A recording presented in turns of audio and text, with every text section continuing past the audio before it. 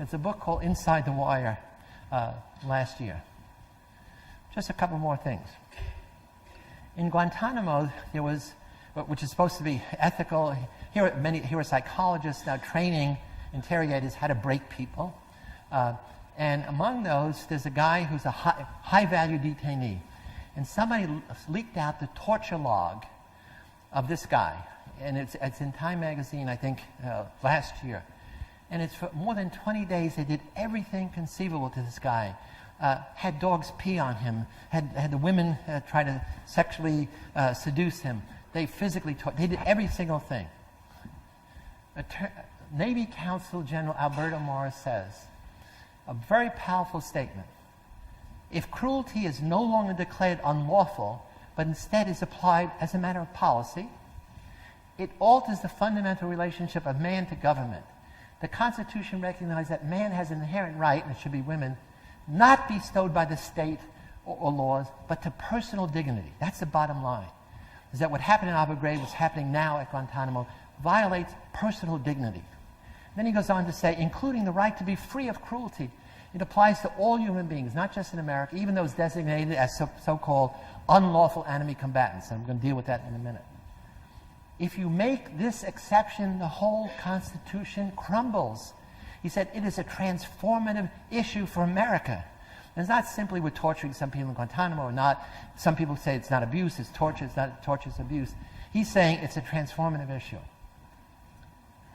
Starting in January 2005, Bush had his legal counsel and a whole set of lawyers, maybe some from Harvard Law School, certainly from Stanford, certainly from Berkeley and other places, develop a new concept of what is torture and who are the enemy, who are the victims. And it's called the Torture Memos. And Alberto Gonzales says, the nature of the new war on terrorism places a high premium on other factors, such as the ability to obtain information quickly. Therefore, in my judgment, the new paradigm renders obsolete Geneva's conventions, Geneva's strict limitations on questioning of enemy prisoners.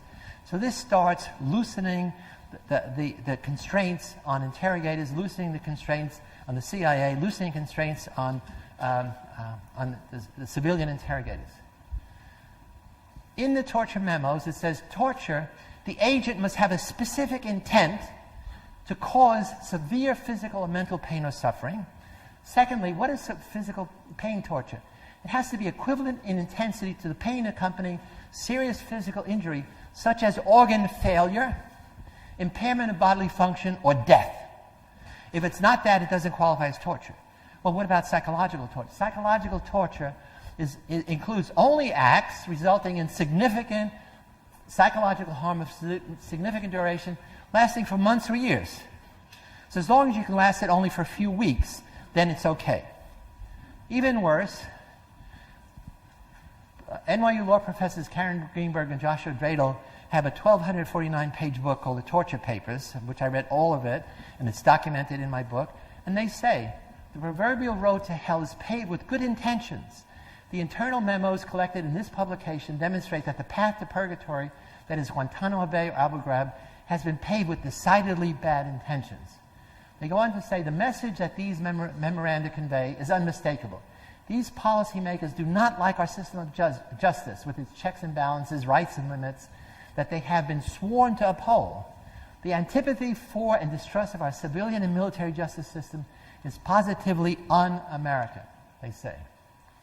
Legal scholar Anthony Lewis gives what I really love, straight from the shoulder thing. The memos read like the advice of a mob lawyer to a mafia don and how to skirt the law and stay out of prison. Avoiding prosecution is literally the theme of all these many, many memoranda. And then we come to the Military Commissions Act of 2006. Military Commissions Act of 2006 is one of the most horrendous documents ever in American history, American legal history. The President of the United States is given broad wartime powers. As long as the war on terrorism is going to go on forever, this is forever, to label anyone as an enemy, unlawful enemy combatant. That includes American citizens picked up anywhere in the world, or certainly foreigners, and they automatically lose all the rights of habeas corpus for civilians and the Geneva Convention for Soldiers. They can be imprisoned indefinitely, meaning for the rest of their life, without any charge against them. They can be tried only by military tribunals who may use hearsay evidence obtained without a legal search warrant. And further, it permits many objectionable interrogation tactics that qualify as merely humiliating. So all those pictures you saw in Abu Ghraib don't qualify as torture under the Military Commissions Act, and therefore are acceptable. It retroactively protects all government officials, notably CIA operatives, who have been involved in such activities that would be qualified as crimes against humanity. The picture you saw of the guy with the black eye with a bandage over, wrapped in plastic ice, and you had two of the soldiers giving thumbs up. He was killed by Mark Swain, a CIA operative. After the Navy SEALs beat the shit out of him, they brought him to Abu Ghraib, and Mark Swain, who was a CIA operative there, had two of the soldiers hang him up on a hook and started interrogating him. An hour later, it's not clear, his arteries burst, he was dead. So the shit hit the fan. What are they going to do? They're going to pretend that he has pneumonia. They're going to wrap him in ice, have medics come in, put an intravenous in his arm. They're going to pretend to take him to the hospital. In fact, it's set up with a taxi driver who's going to take him out, throw him in the woods. It just so happened that taking pictures of all the other shit going on, those two soldiers took a picture of this guy who was a ghost detainee, meaning he's somebody Rumsfeld had authorized high-value detainees we're not going to put on the record. We're just going to give him a number, 3572. I forget what his number is. I have it in the book. And so here now, our military police are seeing CIA getting away, literally away with murder, and then you're implicating now physicians and nurses in this thing. Stanford law professor Jenny Martinez, a young, brilliant lawyer who actually argued successfully before the Supreme Court, she says the Military Commissions Act is a poison chalice. It overthrows 200 years of Anglo-American law, that it transforms American law. The New York Times back in 2006 said it's a tyrannical law that will be ranked with the low points in American democracy, our generation's version of Alien Sedition Act. Yesterday, the Supreme Court of the United States, your Supreme Court, refused to hear appeals from two groups of Gitmo detainees, designated enemy combatants, who have been held there for more than 5 years without a charge.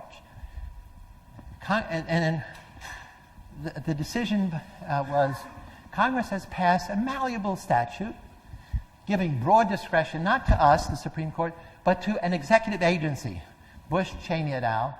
No matter how important the underlying issues at stake, this court has no business substituting its own desired outcome for any reasoned judgment of the reasonable authority. This is Justice Scalia, Alito, Roberts, and Scalia's clone, Clarence Thomas.